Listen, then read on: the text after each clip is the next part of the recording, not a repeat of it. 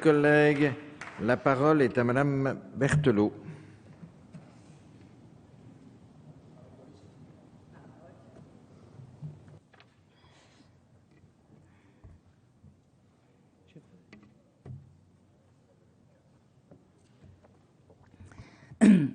Monsieur le Président, Monsieur le Ministre, Monsieur le Président de la Commission des lois, Monsieur le rapporteur, mes chers collègues.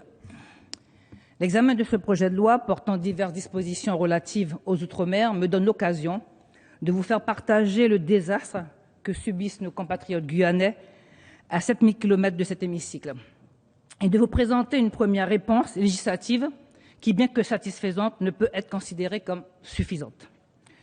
Je veux parler bien sûr du pillage de nos ressources nationales en Guyane et en premier lieu de nos ressources aurifères et halieutiques. Loin d'être révolues, les activités liées à l'exploitation aurifère illégale sur le territoire de la Guyane ont connu une croissance exponentielle depuis 2004 jusqu'à 2008. Et malgré une stabilisation effective en 2009, suite à la mise en place du dispositif de lutte baptisé Harpie, une reprise de l'accroissement des activités illégales s'est opérée dès la fin de l'année 2011 et s'est même accélérée en 2012 et 2013. Ainsi, entre septembre 2011 et juillet 2013, on a effectivement constaté une hausse du nombre de chantiers d'orpaillage clandestins sur le territoire du parc amazonien de Guyane. Les conséquences, vous pouvez l'imaginer, chers collègues, sont multiples et ces conséquences induites sur la communauté locale et leur environnement demeurent inacceptables et se pérennisent. Tout d'abord, sur le plan sanitaire et environnemental, les métaux toxiques utilisés par les orpailleurs clandestins, et en particulier le mercure, sont déversés dans les cours d'eau environnants qu'ils polluent et rendent impropres à la consommation. Les populations qui puisent une grande partie de leurs ressources du fleuve et de la forêt considèrent la qualité de l'eau comme l'indicateur essentiel. Or, aujourd'hui, les eaux boueuses et souillées sont toujours une réalité quotidienne pour eux, avec le cortège de préjudices qui en découlent, et en premier lieu, la contamination et la raréfaction des ressources alimentaires. La déforestation également représente un dommage important, avec plusieurs centaines de kilomètres carrés impactés. En 2010, on notait un cumul de 4000 hectares de surface déforestée et de plus 1000 kilomètres de cours d'eau pollués par les boues de l'orpaillage, soit l'équivalent de la Loire, 1000 kilomètres. Et à ce désastre sanitaire et écologique s'ajoutent des conséquences politiques et sociales préoccupantes. Des atteintes graves à la sécurité de nos concitoyens sont constatées chaque jour. Braquages, vols à main armée, de pirogues, des pillages des abattis, de moteurs, mais aussi intimidation et menaces. Cette montée de l'insécurité à proximité des villages du Maroni et de l'Oyapock, ainsi que dans les villes comme Maripasoula et Kamopi, attise une forme de ressentiment contre l'État. Cette montée de l'insécurité se traduit également par une radicalisation croissante des orpailleurs illégaux, qui n'hésitent plus à s'équiper lourdement en armes et à en faire usage contre les autorités françaises.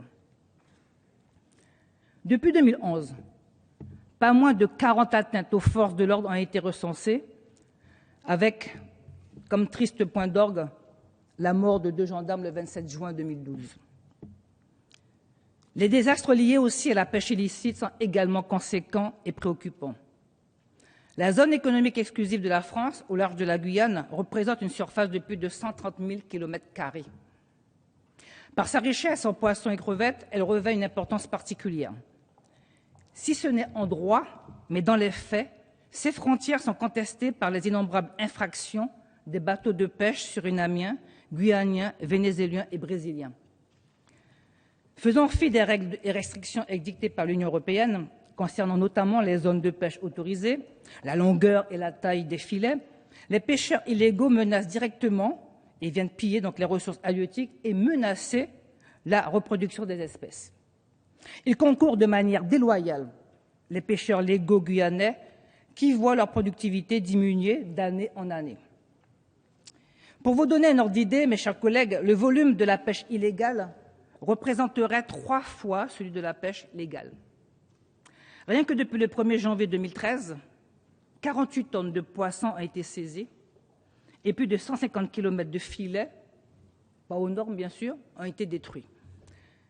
En plus de l'impact économique, Certain que ces intrusions ont sur le secteur de la pêche guyanaise. Celles-ci remettent en cause l'autorité de l'État sur une zone dont le droit international lui a reconnu l'exclusivité.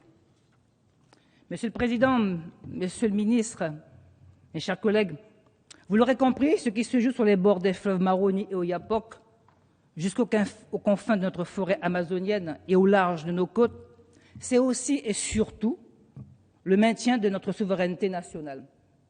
L'État se doit de tout mettre en œuvre pour faire respecter ses pouvoirs régaliens et tenir ses engagements de préservation des ressources et des espaces naturels. C'est ainsi que nous réaffirmerons notre souveraineté nationale et garantirons la sécurité et la santé de nos concitoyens. Et oui, pour cela, il faut aller à la source, il faut aller au mal, il faut aller à la racine du mal. En remontant les filières, en traquant les commanditaires, ceux qui sont à la tête de ces réseaux mafieux, car ce sont eux les véritables coupables. Il faut pour cela s'attaquer aux moyens d'approvisionnement.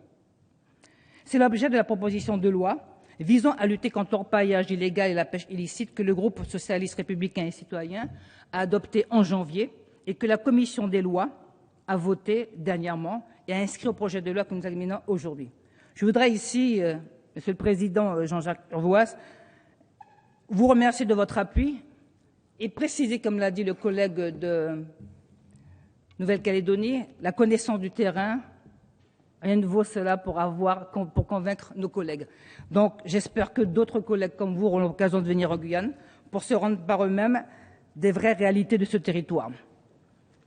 L'article 12 prévoit ainsi la mise en place d'un régime particulier pour les matériels qui sont utilisés spécifiquement par les orpailleurs illégaux, à savoir le mercure, les concasseurs et les corps de pompe.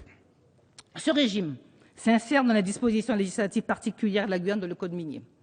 Il comprend l'obligation pour un détenteur du mercure, de tout ou partie d'un concasseur ou d'un corps de pompe, de déclarer celui-ci directement auprès du préfet de Guyane et d'être porteur du récépissé délivré sous peine d'être sanctionné pénalement.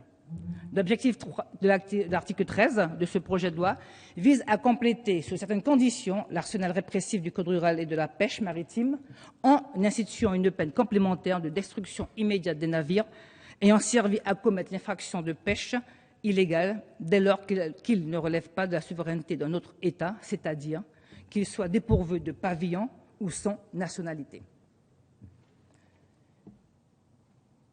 Monsieur le ministre et mes chers collègues, par ces différentes mesures, nous complétons le corpus législatif existant en dotant les forces de l'ordre d'un arsenal juridique leur permettant de répondre plus efficacement aux fléaux que constituent l'orpaillage illégal et la pêche illicite.